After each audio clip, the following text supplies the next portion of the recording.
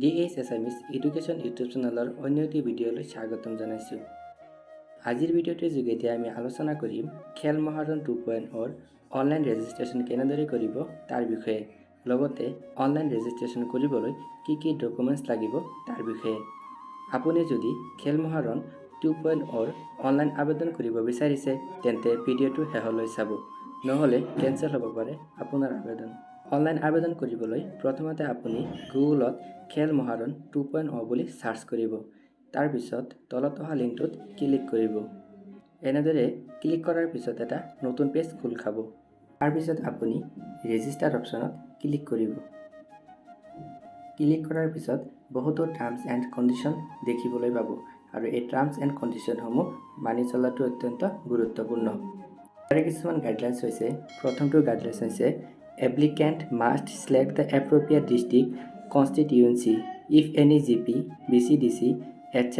is not available in the list. Please contact the respective district sport officer.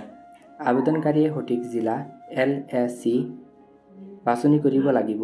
যদি তালিকাখনত কোনো GP, BCDC আদি উপলব্ধ নহয়, অনুগ্ৰহ কৰি সংশ্লিষ্ট জিলা ক্ৰীড়া বিষয়াৰ সৈতে যোগাযোগ কৰক। Guidelines 2. Please provide a valid number. Without a valid number, registration may be subject to cancellation. অৰ্থাৎ ৰেজিষ্ট্ৰেশ্যন কৰিবলৈ হ'লে এটা ভেলিড মোবাইল নাম্বাৰ লাগিব, অন্যথা ৰেজিষ্ট্ৰেশ্যন কেনচেল হ'ব। Number 3. Applicant must fill out the form and upload the required supporting document.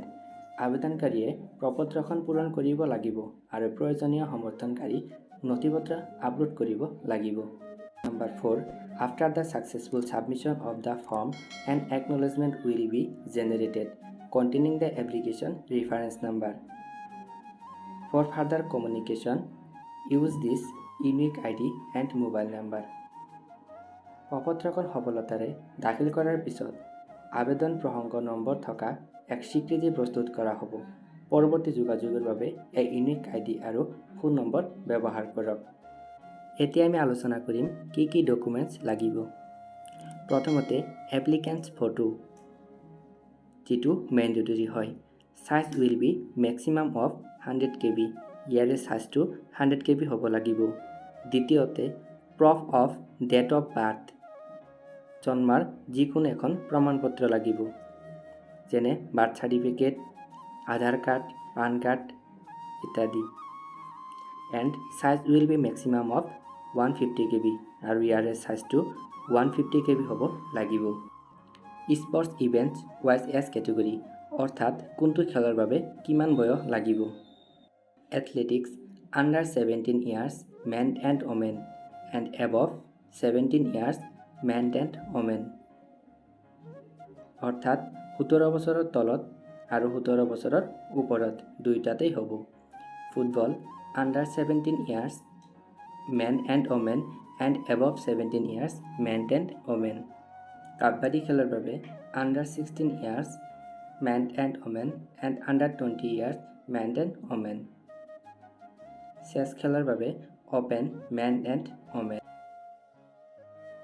Root cycling with traditional cycle under 14 years men and women, under 17 years men and women, above 17 years men and women. Volleyball selection trial at LAC level and competition from district level under 17 years men and women, above 17 years men and women. Swimming selection trial at district and competition from zone level under 14 years men and women, under 17 years men and women. তাৰপিছত এখন note দেখিবলৈ পাব। এনেদৰে সম্পূৰ্ণ গাইডলাইনছখন পঢ়ি লোৱাৰ পিছত আপোনালোকে তলত থকা একচেপ্টেড এণ্ড প্ৰচেছ অপশ্যনটোত ক্লিক কৰিব।